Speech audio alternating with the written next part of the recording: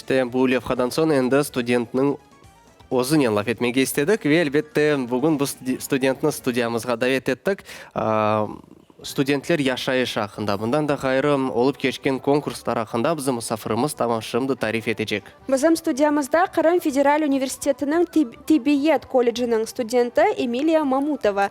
Selam алейкум. Доброе утро. Как настроение? Хорошее настроение, Сагул. В первую очередь поздравляем с Днем студента. Сагул. Как сложилось начало года для тебя? Начало года сложилось очень хорошим, настроены на учебу, настроены выходить с 1 февраля уже на очное обучение, поэтому настроение очень хорошее. То есть, наконец-то, очное обучение. Рады этому, если честно признаться? Рады, потому что все-таки учеба в медицинском колледже и вообще в медицинском университете подразумевает собой очное обучение. Все-таки нужно уже скоро будет проходить практику, и дистанционно уже не особо. То есть с сентября месяца было дистанционное обучение? Нет, еще... дистанционное обучение у нас началось с 1 октября, и вот по сей день мы учимся дистанционно. Понятно. Кроме этого, нужно влиться в студенческую жизнь уже полностью, да, на достаточном уровне познакомиться со своими однокурсниками, потому что, возможно, за месяц не хватило времени узнать каждого. Да, не хватило.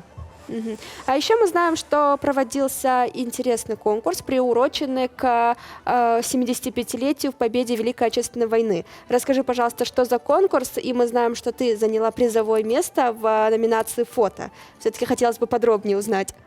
Да, наш куратор рассказал, что в нашем Крыму проходит такой конкурс, участвуют абсолютно все желающие, с нашей группы вызвались ребята. Я просто поехала на памятник, который находится в моем селе, сфотографировала его, написала парочку каких-то слов, которые я знаю о нем. И так вышло, да, что я выиграла в номинации «Лучшее творческое фото», и очень этому, конечно, рада. Это был сюрприз для тебя или ты ожидала, что это Я победа? ожидала, да, ожидала, потому что очень старалась выбрать красивую локацию, выбрать удачную погоду, чтобы это красиво смотрелось. И вот, видно, людям понравилось. А что за памятник? Памятник называется «Партизанская шапка». Он находится на трассе Симферополя-Лужда. Вот. Памятник, его история такова, что он обозначает дружбу всех народов, которые воевали на войне, сплоченность и победу. У нас есть фото именно твоей работы. Давай покажем нашим телезрителям. Сейчас внимание на экран, мы увидим это фото. Вот, это фото, это непосредственно уже твоя работа. Да, это не моя работа. Обязательно еще также на фотографии должна была быть изображена одна гвоздика. Это условия конкурса? Да, условия, да. Понятно. Почему именно одна гвоздика? То есть это на каждой работе должно было быть? Да, на каждой работе одна гвоздика, неважно, можно живую, можно нет. Но живую было мне тяжело достать, поэтому я взяла искусственную. Вот. Но тоже реалистично довольно смотрелось, красиво. Что хотела передать этой работой? Передать хотела, что несмотря на то, что сейчас 21 век, все равно нужно это все распространять в социальные сети, распространять о том, что мы помним, о том, что мы считаем, что это важно. Вот. И я рада, что с нашей группы, вообще с моего колледжа, очень много ребят приняло в этом участие. Вот. А ты занималась до этого фотографией? Это твое хобби? Фотографировать люблю, фотографироваться люблю, выставлять люблю. Вот. Поэтому, да, мне очень понравилось, это интересно. Вот. У нас много, в принципе, проходит таких разных конкурсов в нашем колледже, и творческих, и приветствуются люди творческие. Кто-то поет, кто-то танцует, это большой плюс. Вот. Поэтому это здорово. Планируешь ли продолжать деятельность в этой области?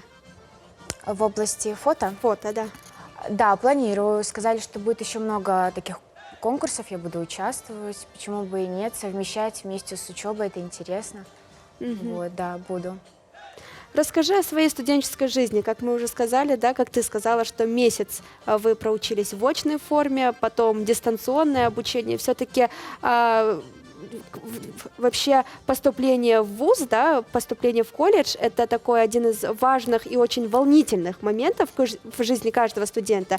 И, как правило, бывают такие случаи, когда студент поступил, выбрал для себя профессию, но потом что-то у него уже в процессе учебы не сложилось именно на начальном этапе. Не пожалела ли ты о своем выборе? Нет, вообще не пожалела. У меня в этом году в университет поступить не получилось. Поступила в колледж, думала, все-таки буду поступать в университет, но я считаю, что все-таки образование, которое нам дают в колледже, это очень-очень хорошая база знаний, которая будет нужна. И все-таки выбор такой профессии не нужно думать, не нужно идти учиться, если тебя заставили родители, все-таки это очень важно. Вот, но я вообще не пожалела, мне очень нравится.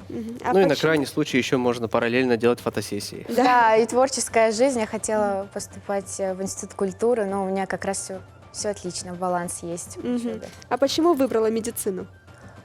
Ну, в детстве у меня, в принципе, семья медиков, и вот как-то я тоже очень захотела. Хотя многие были удивлены, я пою, танцую, но все равно все-таки захотелось быть в медицине. А приходилось ли тебе оказывать когда-нибудь первую помощь человеку? Да, приходилось, оказывается. Расскажи подробнее, что это за случай. Ну, были на день рождения, и девушке стало плохо, у нее случилось не инсульт, а у нее периодически бывают такие панические атаки. Вот. Ну и у нас были некоторые ребята, которые уже поступили в колледж, и, в общем, мы сумели оказать ей помощь, вызвали все-таки медиков. Вот, и хорошо, что все обошлось. Хорошо, что есть друзья такие, которые чуть-чуть в этом понимают. Ты на тот момент еще не училась. Нет, только Колледжа. поступила, конец августа был. Вот. Проводились ли еще какие-то конкурсы? Принимала ли ты участие? Вот. Да, у нас проводилась еще конкурс «Антикоррупция». Вот мы создавали плакаты, создавали какие-то лозунги, создавали девиз, наши отношения к этому, как это можно предотвратить. Вот. Но это мы участвовали всей группой и тоже заняли призовое место. А не мешает ли вот такая активная внеурочная деятельность основным занятиям? Потому что медицина – это такое очень серьезное направление, где, как по моему мнению, день и ночь нужно именно посвящать изучению медицины. Нет, абсолютно не мешает. Очень все можно. Если учиться, то все очень можно легко совмещать. Вот. Тем более, мне кажется, так даже интереснее и завлекает детей в учебу благодаря таким конкурсам. То есть главное желание. Главное желание. Остальное все будет. Да. Какие планы на предстоящий год? Учиться и хорошо учиться, не вылететь. Но я надеюсь, что мы не вылетим, потому что очень нравится. И хорошие преподаватели у нас на самом деле. Тогда действительно все сложится. Мы тебе желаем удачи, мы тебе желаем стать достойным представителем своей профессии, и пусть все твои цели исполняются, и все мечты твои осуществляются. Что ты пожелаешь нашим телезрителям и своим коллегам-студентам? Телезрителям я пожелаю, чтобы больше себя берегли, больше заботились о своем здоровье, относились ко всему этому очень с большой предосторожностью. Вот. А своим коллегам и ребятам, с которыми я учусь, хочу пожелать терпения, трудолюбия, и чтобы они также любили то, чем они занимаются. Замечательно. Отличные пожелания. Чё, Сава, что посетила нас сегодня? Хорошего дня. Сага. Bizim sübiyetimiz sonuna geldi. Saygılı dostlar, böyle tileklерге biz de koşulamız ve sizge muvaffakiyetler ve sağlık dileyimiz, saygılı dostlar. Şimdi ise Nevbet Ekilevha, ondan son studiyamızda devam edeceğiz.